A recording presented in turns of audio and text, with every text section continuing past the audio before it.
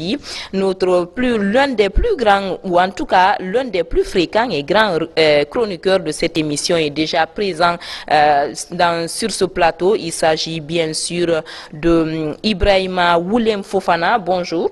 Bonjour Adiatou, bonjour à tous ceux qui nous suivent à l'instant sur la télévision nationale. En tout cas, comment est-ce que tu as passé la fête? Parce qu'aujourd'hui, c'est la thématique téléphonique du jour.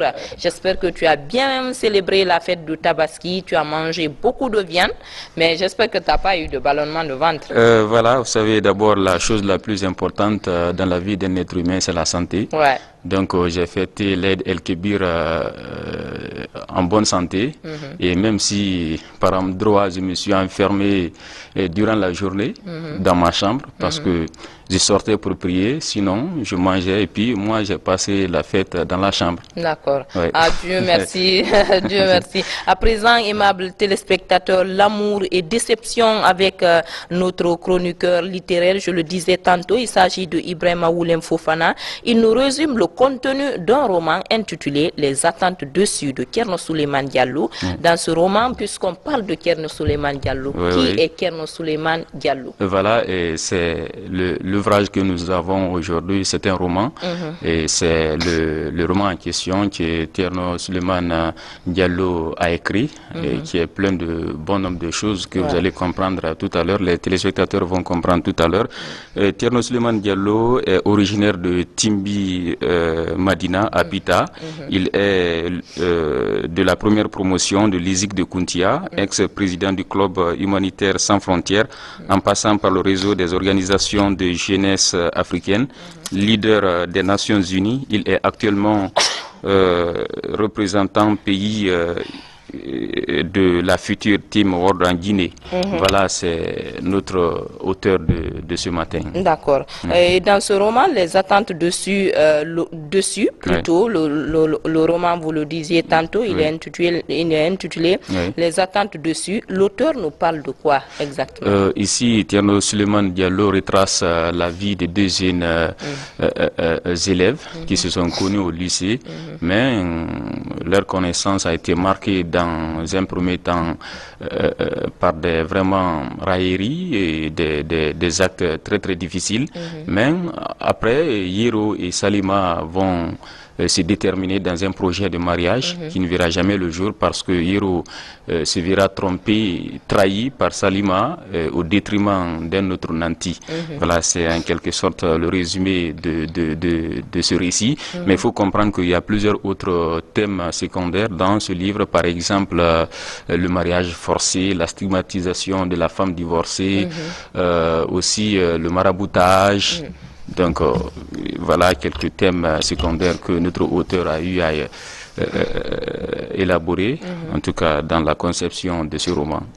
Et le début plutôt difficile entre Yero et Salima au lycée, vous le notiez tantôt, ce sont les deux principaux acteurs dans cette émission, dans cet ouvrage, j'allais dire. Vous savez, d'abord, Salima, dont il s'agit, a été épousée dans un premier temps et puis divorcée parce que tout d'abord elle a été donnée en mariage par ses parents par la force, ce n'était pas de son consentement parce que tout simplement son époux, son premier époux était illettré et elle étant lettrée ne se comprenait pas du tout avec son mari et il y a eu beaucoup de mésententes et finalement Salima va quitter son premier époux et puis afin de continuer ses études. Mais au lycée, c'est là-bas où le jeune Kerno Yero, j'allais dire, va la rejoindre, mais parce que Salima était aussi brillante, était très très intelligente, mais Yero aussi est venu, est issu d'abord d'une famille religieuse, très sage, il priait selon notre auteur.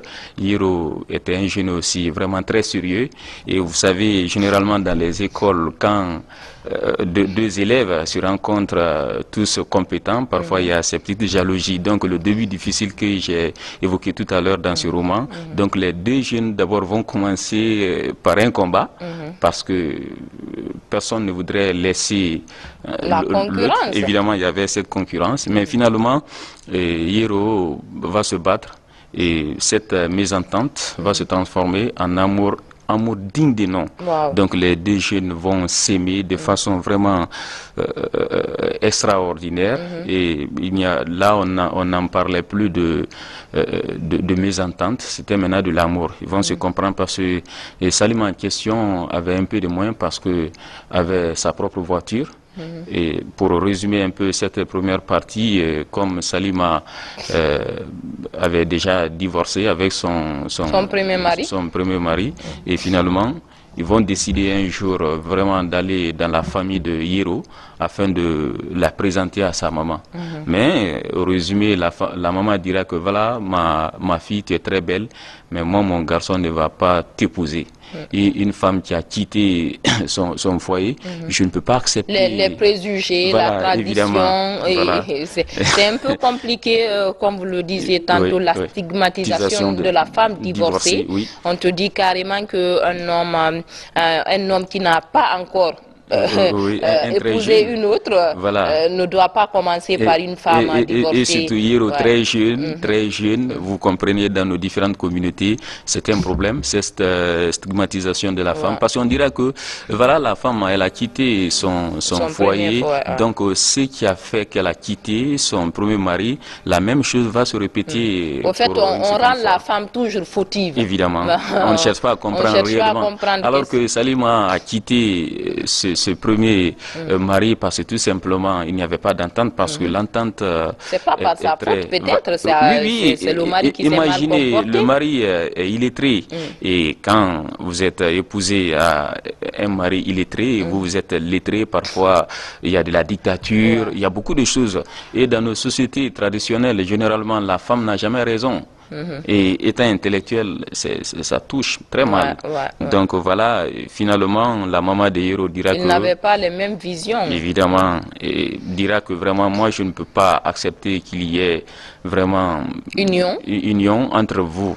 Et Salima s'est trouvée une nouvelle fois blessée. Rejetée même. Voilà, elle pensait qu'elle allait trouver ce qu'elle a perdu dans un premier temps avec le jeune Yero, parce que ces deux vont faire le lycée, ils vont réussir le bac ensemble, jusqu'à ce qu'ils vont finir l'université ensemble. Et finalement, Salima va quitter Yero, va couper le contact entre elle et Yero. Et Yero aussi va se trouver dans une déception totale, parce que il aime vraiment Salima, mais il a été empêché par sa maman, en tout cas, d'épouser Salima. Du coup, cela va coïncider à une vacance. Yero va quitter la capitale, Conakry, pour aller à Ouaga pour passer les vacances. Mais après, il sera de retour ou une seconde fois, et la maman de Yero va accepter leur union. Voilà, leur union. En tout cas, c'est tout au long de ce roman. Et puis, la célébrité de Yero aussi et ses crises sanitaires. Apparemment, Yero aussi n'est pas en bonne santé. Évidemment, j'ai voulu dire cela parce que Yero, dont il s'agit, j'ai dit qu'il a été très très brillant. En tout cas, après l'étude universitaire, il va décrocher son premier emploi dans une radio communautaire. Donc j'ai dit que si vous comprenez un peu ici, j'ai aussi touché le problème de maraboutage ou de fétichisme, parce que généralement dans nos communautés, c'est un fait très récurrent. Aujourd'hui, on voit que vous êtes célèbre et puis il y a des personnes qui ne voudraient pas que tu sois célèbre. Mauvais sort. Voilà, évidemment. Donc Yero, un jour, il aimait beaucoup la lecture, il lisait et du coup, il a fait une crise. Et quand il est tombé, parce qu'il avait décroché son premier emploi et puis il était devenu le président d'une ONG humanitaire. Ça, c'est après Ouagadougou? C'est après Ouagadougou maintenant. Après Ouagadougou, parce que c'est la déception qui a fait que Yero est parti en vacances, parce qu'il aimait Salima. On n'a pas permis, on n'a pas accepté leur union, il est parti à Ouagadougou. Maintenant, au retour, voilà, ces deux vont s'entendre, parce que Yero restera à Ouagadougou, même il va recevoir un appel de Salima qui l'avait quitté. Salima lui dira vraiment: Yero, je sais que j'ai fait des erreurs, mais vraiment je ne peux pas rester sans toi. Donc cet appel-là vraiment le motiver de retourner. À revenir. Quand une fois là, sa maman aussi va changer, qui avait refusé leur union, va comprendre qu'il n'y a pas de problème, seulement faites les choses très bien, ne faites pas de débauche jusqu'au mariage, et surtout se presser de voir mes petits-fils. C'est ce que la maman de Yero dira. Maintenant, ils vont rester ensemble dans cette allure jusqu'à ce que Yero fera une crise. Maintenant, Yero est amené directement à Ignace-Dine. Maintenant, Salima, qui avait une voiture alertée, va se précipiter pour rejoindre son bien-aimé. Il y a aussi la tracasserie policière dans ce roman. Parce que Salima, très pressé pour aller à l'hôpital, sera intercepté par un policier au rond-point de Amdalaï. Donc, elle fera tout possible pour convaincre le policier. Non, le policier dira que non, non, envoie les dossiers. Et Salima lui donnera, mais malgré tout, ils vont refuser. Et quand Salima comprendra qu'il s'agissait de donner un peu, donc elle donnera 2500 francs guinéens, et puis le policier... donc le roman fait ressortir aussi un peu la corruption. Voilà, c'est de ça que je parle, parce qu'il y a le thème central. Un écrivain aussi, ce n'est pas seulement le thème central, il faut partir parfois de gauche à droite pour toucher quelques aspects aussi de la vie. Et c'est ça, Salima se rendra à l'hôpital, trouvera vraiment Yero dans un coma, et qui va perdurer, mais heureusement, il va s'en sortir. Et Yero va reprendre ses activités. Quelque temps, il fait une nouvelle crise. On l'amène à Boké. Après, il revient, il commence. Après, il fait une autre crise plus grave. Et finalement, sa sœur va décider de l'amener maintenant à Timbitouni. À Timbitouni, à Pita. C'est là-bas où Yero va retrouver sa santé, une santé digne de nom. Et son guérisseur lui dira, mon fils, retourne, va travailler. Tout ce que la main peut faire, une autre main peut gâter cela. Donc c'est une façon de faire comprendre aux gens que la maladie de Yero n'avait pas pour remède. C'était pas du domaine médical, quoi. Voilà, évidemment. Donc c'est ainsi que Yero va reprendre ses activités. Ici, notre auteur aussi a voulu parler de ce fait très très récurrent d'ailleurs dans nos communautés, contre la célébrité, les personnes vraiment très compétentes. On passe parfois par des voies et moyens afin de les empêcher d'aller de l'avant. C'est ce qu'il a voulu dire. Mais dans d'autres... Les réalités africaines. Les réalités africaines, voilà, c'est ce qu'on a voulu dire dans cette partie. D'accord, et après la trahison, j'y arrive, de Yero par Salima. Oui, évidemment, quand au sortir de ces crises, Yero va faire un constat. Maintenant, Salima va commencer à changer vraiment de comportement. Elle va diminuer ses appels avec Yero. Et Yero fera ce constat. Il dit, mais attends, pourquoi Salima ne m'appelle plus comme avant? Un jour, il va décider de venir sur Salima pour s'enquérir de son état. Arrivé là, Salima lui dira, mais Yero, tu n'as pas mon numéro? Pourquoi tu viens chez moi sans autant m'alerter? Alors que cela n'existait pas entre les deux.